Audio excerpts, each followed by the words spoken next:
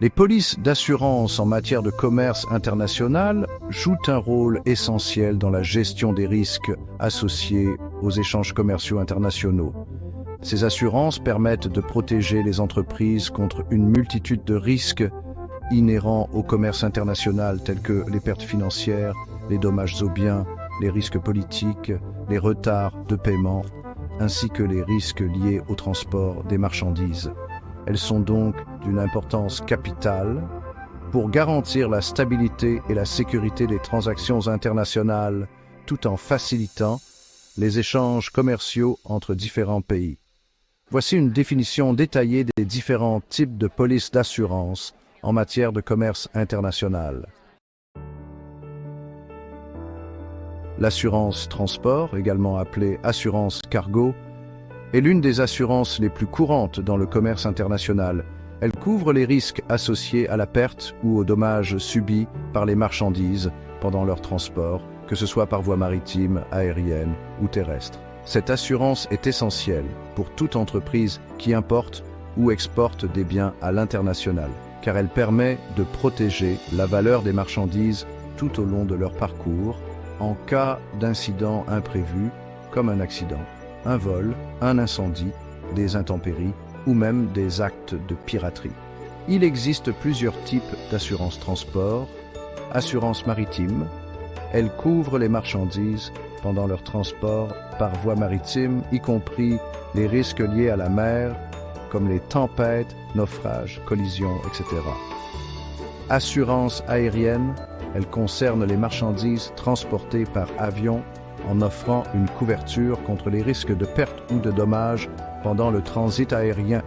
Assurance terrestre, elle s'applique aux marchandises transportées par camion, train ou autres moyens de transport terrestre et couvre les risques liés aux accidents, aux vols ou aux dégradations pendant le transport. L'assurance crédit à l'exportation est une police qui protège les exportateurs contre les risques de non-paiement de leurs clients étrangers. Ce type d'assurance est essentiel pour les entreprises qui vendent des produits ou services à l'international, car il couvre les pertes financières résultant de l'incapacité d'un acheteur étranger à honorer sa dette. L'assurance crédit à l'exportation peut être subdivisée en deux catégories principales. Assurance contre le risque commercial. Ce type d'assurance couvre les risques commerciaux liés aux difficultés financières d'un client étranger, comme la faillite ou l'insolvabilité. Si l'acheteur ne paye pas en raison de problèmes financiers, l'assureur indemnise l'exportateur. Assurance contre le risque politique. Elle protège contre les risques non commerciaux, tels que les événements politiques dans le pays de l'acheteur, qui pourraient empêcher ou retarder le paiement. Ces événements incluent les guerres, les révolutions, les embargos économiques ou même les expropriations. Le risque de change est un risque financier important dans le commerce international, car les transactions sont souvent réalisées dans des devises étrangères. L'assurance contre le risque de change protège contre les fluctuations des taux de change qui peuvent rendre une transaction beaucoup plus coûteuse que prévu.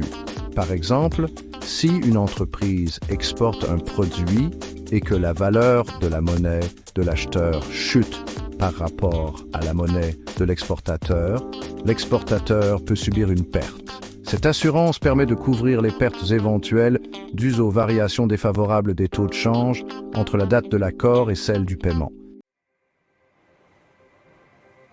Les entreprises qui commercialisent des produits à l'international peuvent être confrontées à des réclamations en responsabilité civile si leurs produits causent des dommages ou des blessures à des consommateurs étrangers. L'assurance responsabilité civile internationale protège contre ces réclamations et peut couvrir les frais juridiques, les indemnités versées, ainsi que les frais de défense légale.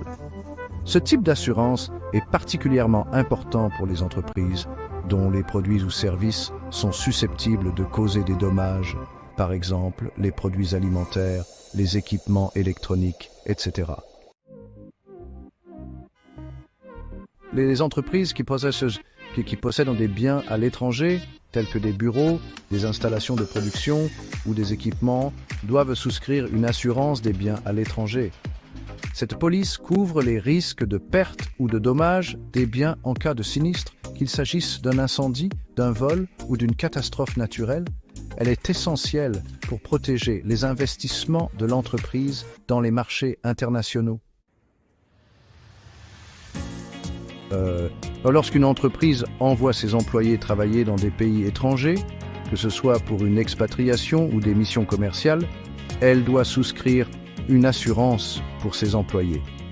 Cette police couvre les risques liés à la santé, à la sécurité et aux accidents du travail des employés à l'étranger. Elle peut également inclure la couverture des frais médicaux, le rapatriement en cas de maladie grave ou d'accident, ainsi que la couverture des risques liés aux accidents du travail. Cette couverture est utilisée pour protéger une entreprise contre les perturbations dans sa chaîne d'approvisionnement internationale.